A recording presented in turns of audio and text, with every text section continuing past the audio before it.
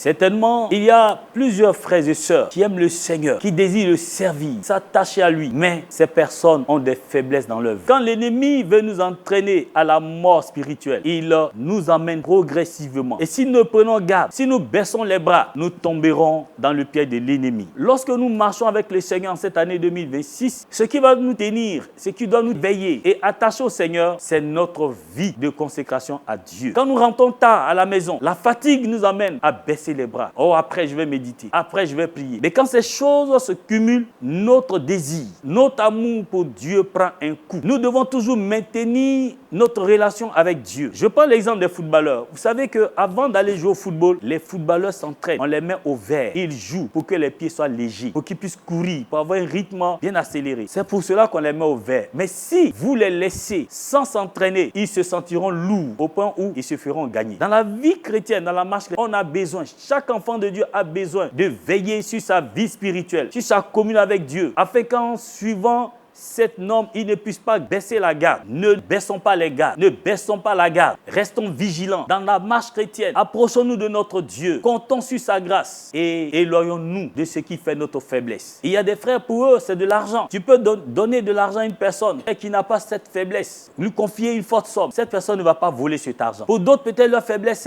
c'est le sexe. Chacun connaît sa faiblesse dans la marche chrétienne. Il faut travailler à cela. Il faut confier cela au Seigneur et sois vigilant en ayant l'œil sur ce qui fait ta faiblesse, afin que le Seigneur te donne la victoire. Parce que chaque année, tu as faibli et tu es tombé. Et s'il faut rester chaque jour en train de se repentir, Seigneur, pardonne-moi, du lundi jusqu'au dimanche, Seigneur, pardonne-moi sur le même péché, cela influencera ta vie et tu connaîtras la mort spirituelle. Mais Dieu ne veut pas que tu meurs, il veut que tu vis. C'est pour cela que je t'encourage ce matin. Chers frères, chères sœurs, tu es consacré à Dieu. C'est pourquoi veille sur cette relation avec Dieu. Ainsi, l'ennemi qui rôde comme un lion ne pourra pas t'atteindre. Tu résisteras et tu triompheras dans cette année 2000. Soyez bénis au nom de Jésus.